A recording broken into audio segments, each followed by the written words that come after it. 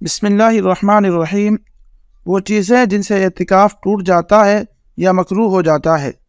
خاموشی کو عبادت سمجھ کر مستقل خاموش رہنا، فضول لایانی بکواس کرنا اور خرید و فروخت کا سامان مسجد میں لانا اعتکاف کو مکروہ بنا دیتا ہے۔ نوٹ: اگر عبادت سمجھے بغیر خاموش رہا یا مبیع یعنی سامان کو سامنے لائے بغیر بے و شراء یعنی خرید و فروخت کا معاملہ کیا تو معتکف کے لیے یہ مکروہ نہ ہوگا۔ اگر کوئی ڈاکٹر یا حکیم معتکف ہوا اور اتفاقاً اس سے کوئی مریض ملنے آ جائے اور وہ اسے دیکھ کر کوئی نسخہ وغیرہ لکھ دے تو اس میں کوئی حرج نہیں، لیکن اگر مذکورہ معتکف بحالت اعتکاف مسجد کو اپنا مطب یعنی کلینک بنا لے کہ وہاں مریضوں کی باقاعدہ بھیڑ لگنے لگے تو یہ جائز نہ ہوگا۔ معتکف جس طرح آمنے سامنے کسی سے ضروری بات کر سکتا ہے، اسی طرح موبائل پر بھی ضروری بات چیت اس کے لیے مباح ہے، البتہ بلا وجہ اور بے ضرورت دنیاوی گفتگو سے بہرحال احتیاط کرنی چاہیے۔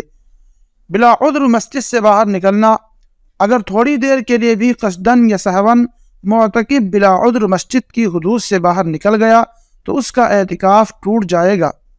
اعتکاف کی حالت میں جماع کرنے سے بہرحال اعتکاف باطل ہو جاتا ہے، خواہ جان بوجھ کر ہو یا بھول کر ہو، رات میں ہو یا دن میں ہو، انزال ہو یا نہ ہو۔ اعتکاف کی حالت میں بدنگاہی یا غلط خیال جمانے سے انزال ہو گیا تو اعتکاف فاسد نہ ہوگا، لیکن ایسا کرنا سخت گناہ ہے۔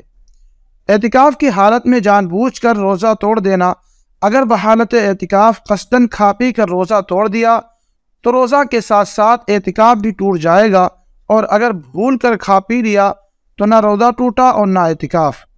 یہاں ضابطہ یہ ہے کہ جو اعمال روزہ کو توڑنے والے ہیں ان میں جان بوجھ کر اور بھولے سے کرنے کے حکم میں فرق ہوتا ہے، جیسا کہ اوپر بیان ہوا، اور جو اعمال خاص طور پر اعتکاف کو توڑنے والے ہیں مثلا جماع وغیرہ، ان میں جان بوجھ کر اور بھولے سے دونوں کا حکم ایک ہی ہوتا ہے۔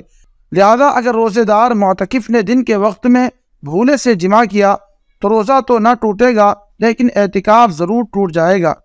نعوذ باللہ، اگر کوئی معتکف شخص بحالت اعتکاف مرتد ہو جائے اور بدعقیدگی کے ساتھ کفریہ کلمات بکنے لگے تو اس کا اعتکاف فوراً ٹوٹ جائے گا۔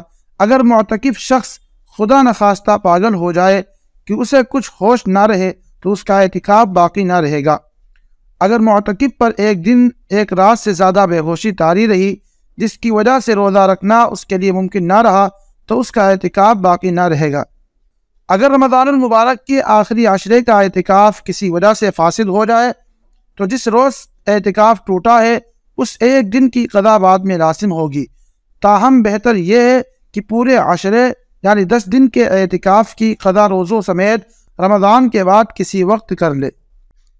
سبحان ربک رب العزت عما یصفون وسلام علی المرسلین والحمد للہ رب العالمین۔